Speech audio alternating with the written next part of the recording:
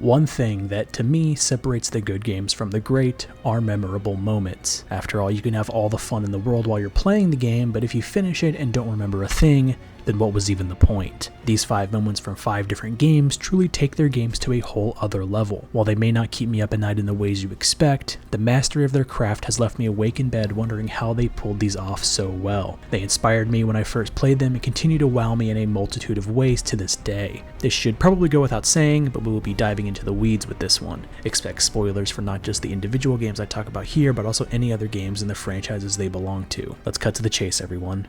This is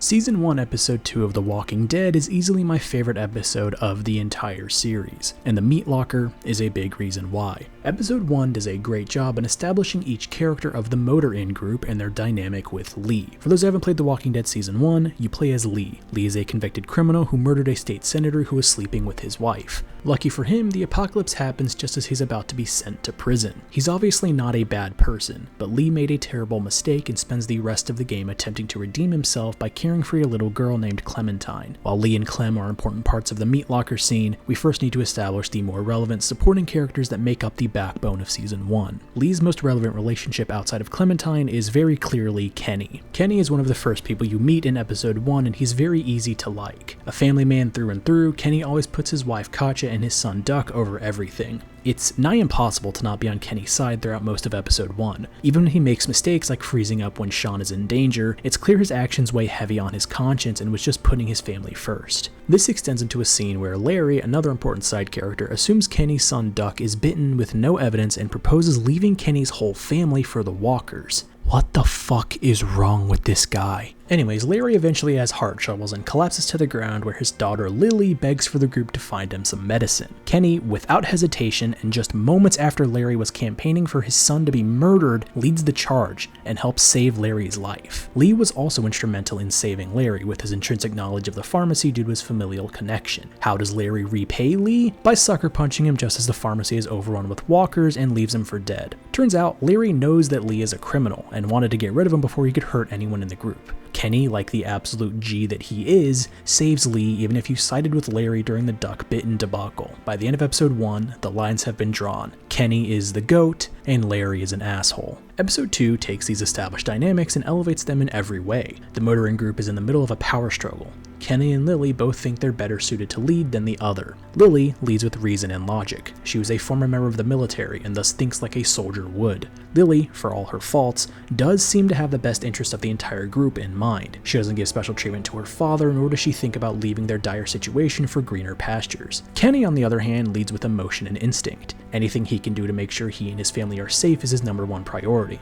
If you can prove your worth to him and show him that you also care about Katja and Duck, then congrats. You're now on his good side and he will keep you in mind when he inevitably leaves in his RV. Lily, by every metric, is probably the superior leader. But then there's fucking Larry. Every single chance this motherfucker has, he will remind you that he isn't worth shit. Constantly bitching and complaining, the existence of Larry makes siding with Lily at any point an absolute struggle. On top of all of this, tensions are high because a newcomer Ben just shared with the group an invaluable piece of information. It doesn't matter how you die. Bite or not, you will turn into a walker if you do not destroy the brain. Wonder if that's gonna come back or not. And now that we've established everything, let's fast forward to the relevant part. The Motor Inn group meets the St. Johns, a family who promises them a meal and a potential alliance in exchange for some of their gas. Big shock, the St. Johns are not just bad people, they're cannibals. The group is splintered and captured. Katja and Duck are taken by the St. Johns to be eaten, and the rest of the group, Lee, Clem, Kenny, Lily, and Larry, are trapped in a meat locker. Kenny is panicking about his family, Clem is worried about Lee, Lily is vomiting because she just ate a human, and Larry is shouting at the top of his lungs while banging on a door in a worthless attempt to scare the St. Johns into letting them out.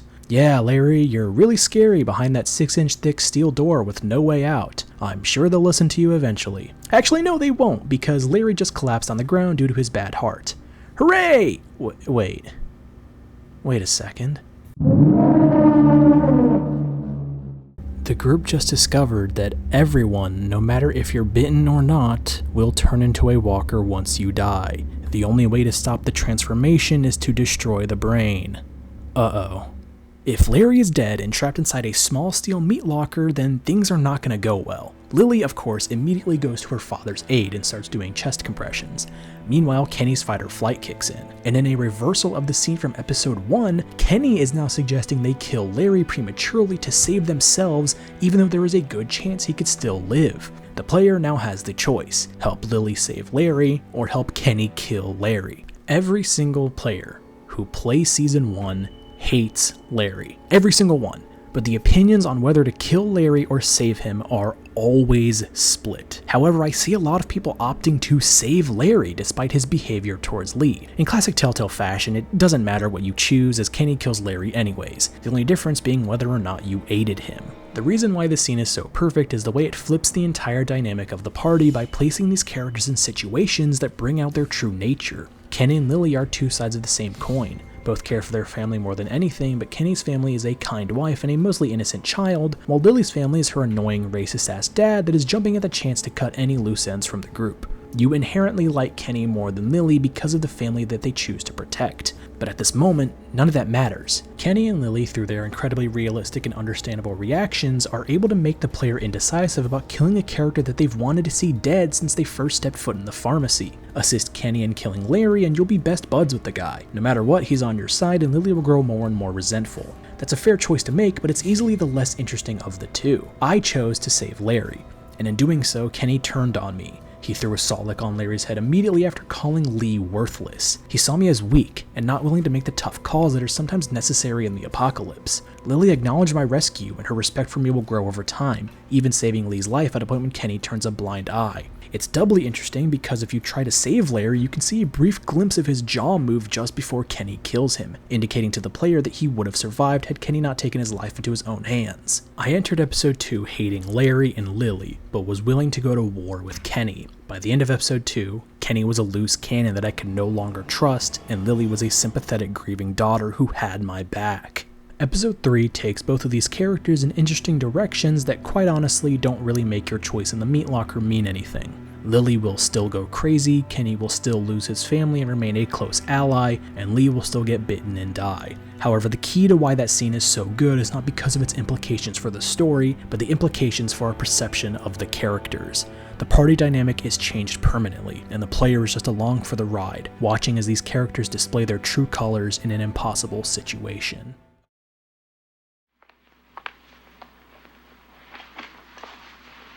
What is your name? Marissa Marcel. Ah, yes, from the advertisement. I bought the soap. Okay, this is one that genuinely does keep me up at night. There are a few gaming moments that have stuck with me as long as this one has. Immortality is brilliant. Made by Sam Barlow, Immortality is an FMV narrative adventure game about an actress named Marissa Marcel. Marissa was an up-and-coming star that appeared in 3 films, but none of them ever saw the light of day. Similar to her films, Marissa herself is an enigma, shrouded in endless layers of mystery. Your goal as the player is to search through the footage of the 3 films as well as many of the behind-the-scenes clips to get an understanding of what happened to Marissa and why the 3 films were cancelled. It's very unconventional, but the story is engaging as hell, and Manon Gage's performance as Marissa Marcel is outstanding. To understand why this scene is as impactful as it is, you need to get a good grasp of how the gameplay of Immortality works. You start with a small collection of scenes. You can watch the scenes play out in real time and get some valuable information about the movie or the crew making it. To advance the game, however, you need to zoom in and select an object or person to unlock a new scene that features that same object or something similar. To give an example, you can select a coffee mug that's on a table in an interview, and the game will find and serve you a scene with another coffee mug in it. Or if you see someone whose face you don't recognize, you can select their face and it will take you to a new scene where that face also appears. Like I said, unconventional, and to be quite honest, very hard to describe. As you scrub through each of the scenes, you are bound to slowly but surely put the puzzle pieces together and figure some things out. Just as you think you're getting the hang of it, the game...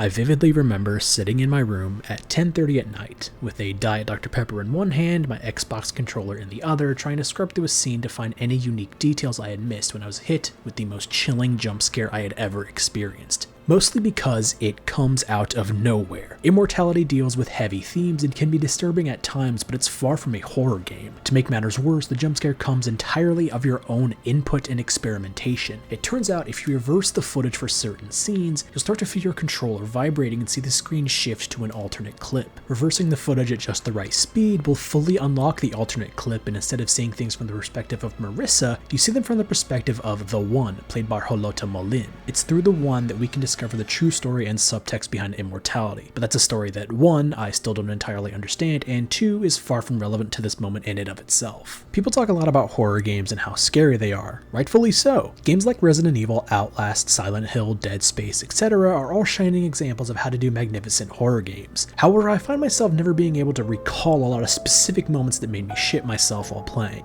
Occasionally it happens. The baby scene from Resident Evil Village and the shooting range scene from Dead Space are two worthy examples of this, but the lasting horror behind horror games, at least to me, has always been the vibe and atmosphere. The Baker House, the town of Silent Hill, the USG Ishimura, hell, even fucking Freddy Fazbear's Pizzeria. Their horror is derived from immersing yourself in these worlds and being in fear of anything that may come out at you. The best individual horror scenes to me will always be those scenes from non-horror games. The Arkham Asylum Fake Crash, the reveal of the amygdala from Bloodborne, and this one scene from Immortality are my favorites because they revel in you taking your guard down before hitting you with visuals that you'll never forget. Visuals that sink into the depths of your soul and sneak into your mind palace just as you think you've finally forgotten them. I'm part of you now.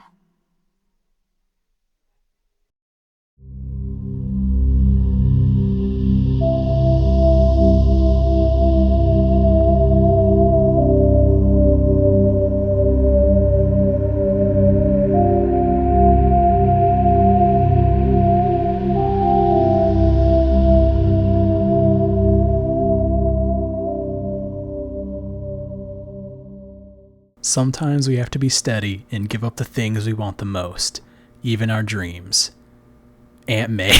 The entire mission of Vermeer in the original Mass Effect could honestly fill a whole video of amazing moments on its own. Kirihee holding the line, the reveal of Sovereign, and the choice between Ashley and Kaidan all coalesce into what might possibly be my favorite mission in the entire series. However, the moment that stands out the most to me is the standoff with Urdnot Wrex. Up until this point, Mass Effect has been a decent game with excellent world building, but Vermeer ushers in the third act with an ambition and ferocity that hadn't been seen in the past 20 hours of gameplay. The initial introduction of Mass Effect is overflowing with vital exposition and lore that it's easy to get overwhelmed. Once you get to the Citadel and start assembling your squad, the game opens up a lot more and you're introduced to some of the best supporting characters in gaming. Sure, Ashley and Kaidan aren't the most interesting people in the world, but Tali, Garrus, Wrex, and Liara are fan favorites, and for good reason. They bring a lot of insight into the respective species through their current motivations and squad dynamic. My personal favorite character in the whole series is easily Wrex. Wrex is a mostly no-nonsense Krogan who wants nothing more than to see his species thrive. You see, centuries before the events of Mass Effect, the Krogan race had a rapid expansion that led to an outright rebellion. The Krogan are a lot more battle-ready than other species, and thus with their superior numbers and size could easily overthrow the Galactic Council. And so, two of the Council races, the Solarians and the Turians, concocted a weapon known as the Genophage. The Genophage was meant to infect the Krogan people and cause their repopulation efforts to be fruitless. Only a very small fraction of Krogan women were able to carry children, and thus their population slowly dwindled over time. Wrex rightfully sees this as an affront to his people. The Krogan rebellion was terrible, but the Genophage was one small step away from genocide. His people deserved a second chance, and this is what makes his confrontation in Vermeer work so well.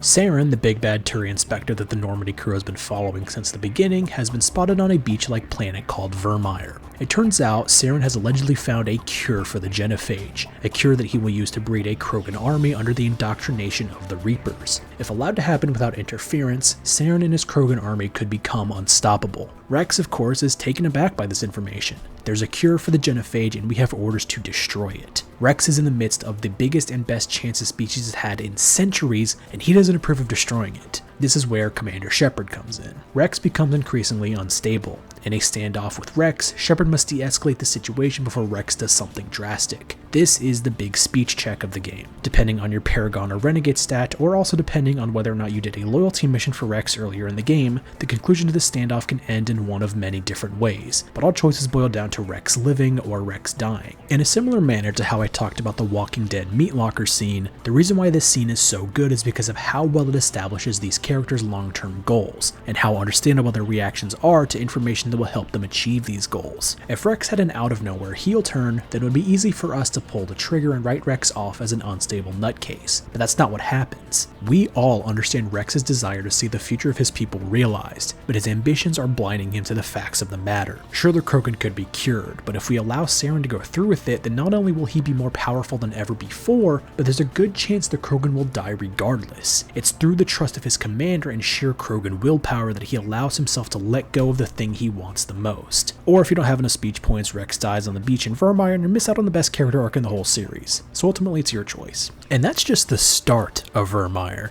Still to come is an iconic speech by Captain Kirrahe, a choice where you're forced to pick between one squad mate or the other, and an unsettling exposition dump where the true intentions of the Reapers are laid bare. The confrontation with Rex is an incredible tone setter that the back half of this game desperately needed. Not to say that everything that came before it was lacking, but this moment is proof that BioWare was going to stick the landing in incredible fashion. It was proof that your choices will have consequences, that not putting points into the right stats or ignoring the loyalty missions will see you put in no-win situations. But above all, it cemented this cast of characters in the annals of gaming history. Characters that are compelled to make heartbreaking decisions are often what separate the nuanced from the boring. Vermire proved to everybody that Mass Effect will be filled to the brim with nuanced characters that will be truly unforgettable.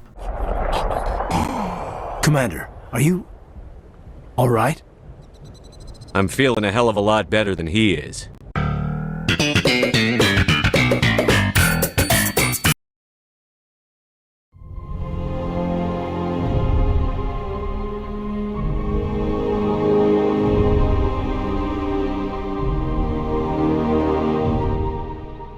More and more nowadays, superhero stories aren't capable of having a satisfying conclusion. Hugh Jackman's Wolverine had a perfect send-off on Logan? Fuck that, there's money to be made, so conjure up whatever excuse you can to team him up with Deadpool and we'll make $1 billion. Arkham Knight's ending saw Batman head back into the shadows and attempt to reinvent his vigilante persona? Ignore that, make a Suicide Squad game where we give the player an unsatisfying slog that sees Batman die by the end. Bring back Robert Downey Jr., bring back Chris Evans, bring back Paul Bettany, never let them die, they always need to come back. Hell, as I was writing this script, Marvel announced that Gwen Stacy, yes, the dead one, the one that's been dead since 1973, would be resurrected and turned into the new Gwenpool. Marvel also announced that the likes of Patrick Stewart, Ian McKellen, James Marsden, Rebecca Romijn, and Alan Cumming, among others from the Fox X-Men movies, will be returning in Avengers Doomsday. This necessity to wring every single penny out of beloved characters makes me cherish any genuine send-off all the more. The Arkham series, minus Suicide Squad, is great at giving their characters satisfying goodbyes. While I could gush about the Joker's death in Arkham City for hours, my actual favorite farewell in the Arkham series is definitely the one that we see from Mr. Freeze in Arkham Knight. Mr. Freeze has always been a standout character. Since his revised origin in Batman the Animated Series, he's quickly skyrocketed to be amongst the best of Batman's rogues. Victor Freeze was a cryogenicist when his wife Nora was diagnosed with a terrible disease that would cut her life short. Freeze tried to use his brilliant mind to create a cure for her, but when time wasn't on his side and Nora's illness grew worse, they decided to cryogenically freeze her to prolong her life and give Victor the time he needed to complete the cure.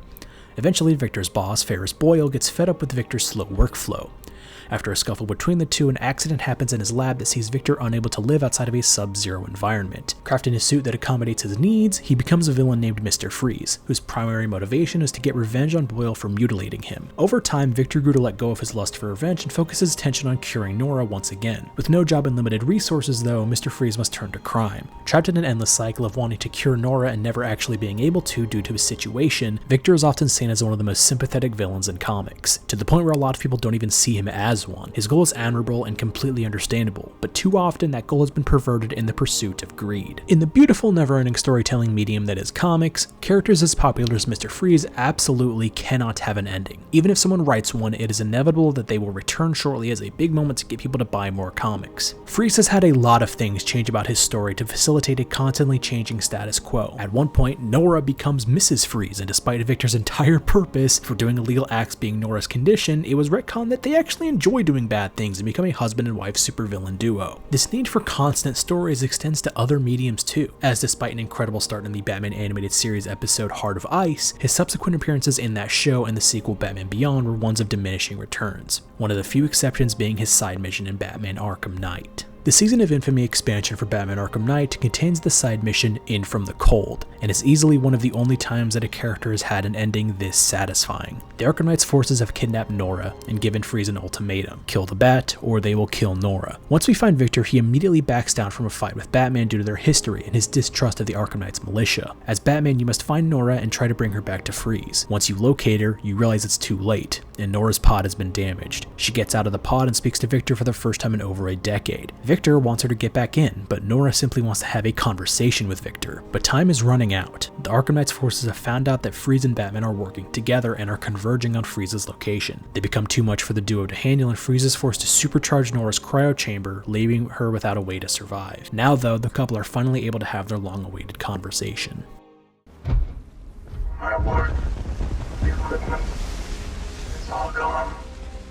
I can't save you. Maybe there's another way. Victor, this isn't you. I won't let you destroy yourself anymore. I wish I could have told you sooner. I don't want you to die, Nora.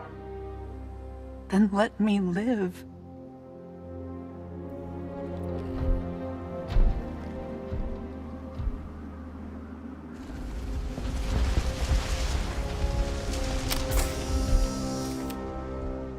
We won't have much time. Days.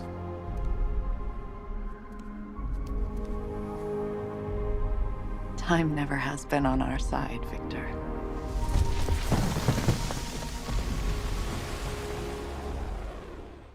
Freeze has been the beating heart of this series every time he appears. With Nora unable to return to cryosleep and Victor turning off his own life support, the two are able to die with dignity and respect. No backpedaling, no artificial story beats to stretch their time out, nothing. Their final conversation is raw and full of passion. Nora doesn't want her life to be lived inside of a pod. To Nora, Victor was her life the same way she was his. What good is living a long life if you can't spend that time with the person you love? Every line and every emotion is accentuated with the beautiful song Inner Demon that plays in the background. The same song is used later during the Nightfall Protocol as a way to signal the end of an era, the death of an icon.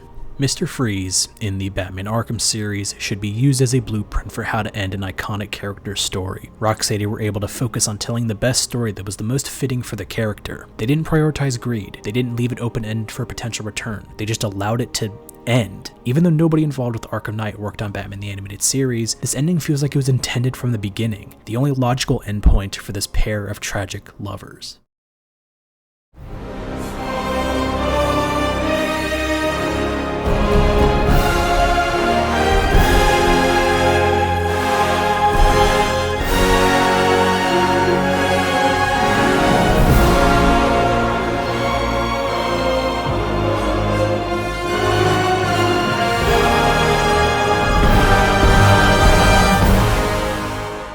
One thing that unites most of my favorite games is incredible characters. Having memorable characters is one thing. I think of some of my favorite games of all time, like Hi-Fi Rush, Super Mario Galaxy, BioShock, Tears of the Kingdom. All of them certainly have memorable characters, but it's another thing to have memorable characters that are taken on a journey. Final Fantasy VII, The Last of Us, Mass Effect 2, Yakuza 0.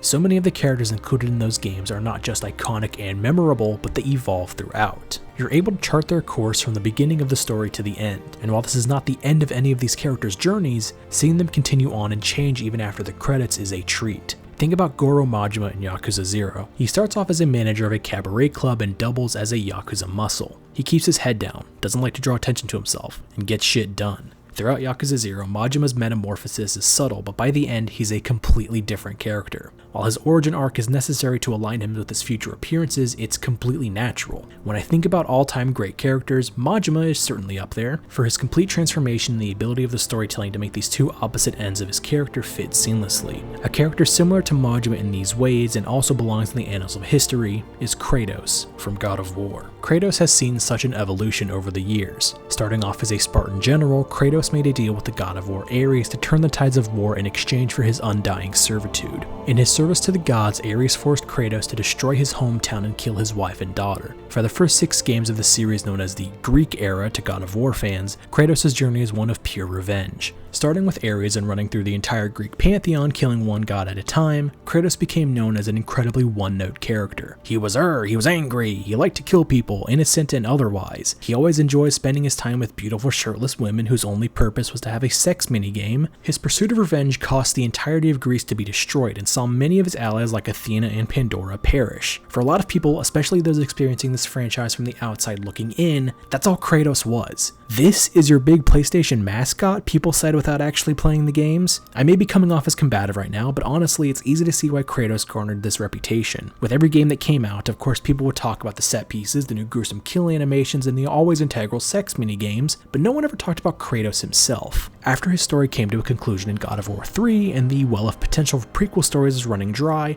God of War fatigue set in, and players had to envision a potential future where God of War would sit on the back burner. That is, until Sony Santa Monica set out to reinvent Kratos as a character as well as the franchise as a whole.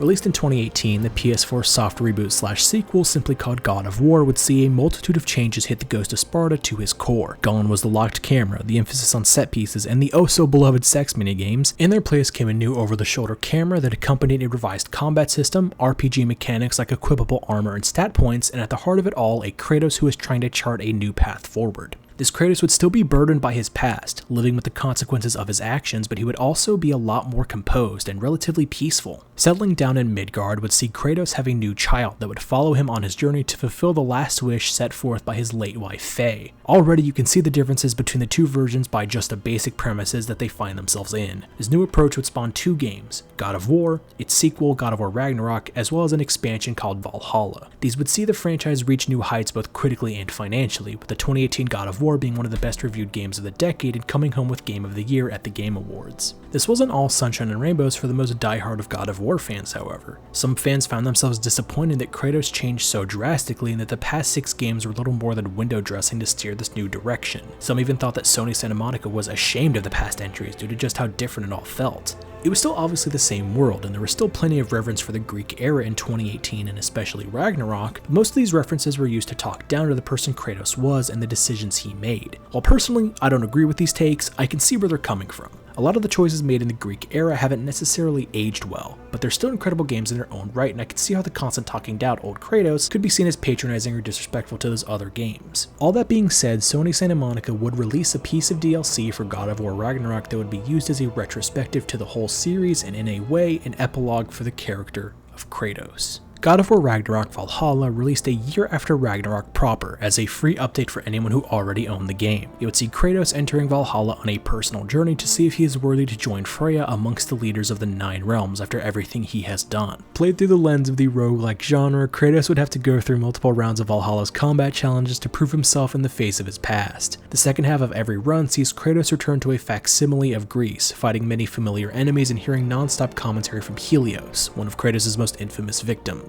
This whole DLC is a massive love letter to the Greek era. Nowhere is that more apparent than in its closing cutscene. Kratos has defeated Tyr for the 3rd time, and after coming to terms with his past, he must do one thing he never thought he could do: reconcile with his former self. He walks through the gate of Valhalla and sees himself. The same Kratos that sat on the throne of Ares after defeating him. The same Kratos that would go on to damn an entire civilization to ruin in his pursuit of revenge. At first, Kratos tells himself all the things that 2018 and Ragnarok have been telling us all along. You lost everything, and everyone. There is no forgiving you, he says. You are cruel and arrogant and selfish. The same notes we've constantly heard over and over again until the tone of this one-sided conversation changes. But you are more than that. You have always been more than what others saw. But you are more than that.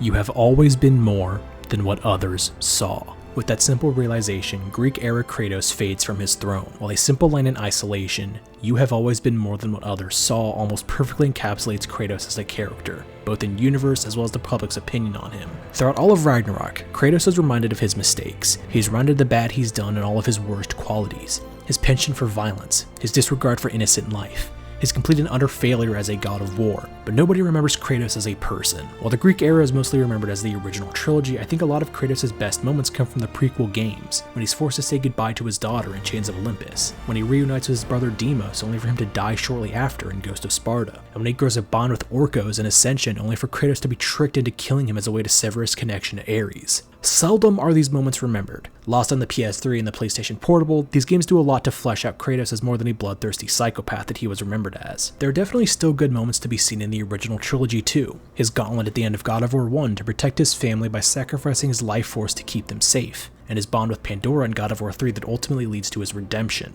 They're never remembered, never brought up, never taken into consideration. It's always just the Norse games. Don't get me wrong, I love the Norse games. They are to me the pinnacle of the franchise, but in Kratos' own words, he has always been more than what others saw. Where some saw an irredeemable monster selfishly tearing his own world apart, I saw a man reeling from his trauma that's so blinded by rage that he cannot see the forest for the trees.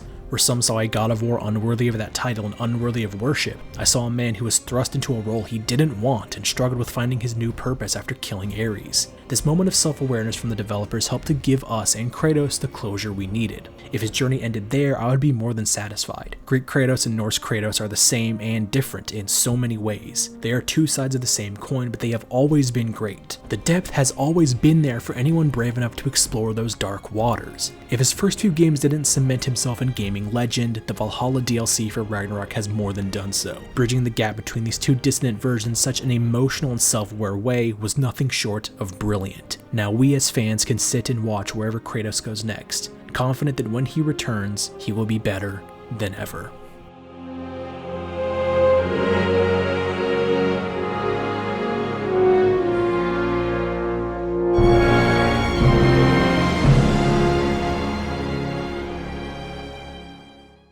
That's a wrap on the video, everyone. I hope that through watching this, you were able to find some newfound appreciation for these games that I love and hold so close to me. Let me know in the comments if you'd like to see a part 2 to this video, because I have a lot more moments that I could talk about at any moment. I seriously have like 10 in a list on my phone that I could just talk about for hours. Make sure to show your support on the video if you had a good time, and keep a close eye on the channel for new videos coming soon. Thanks for watching, and go play some video games.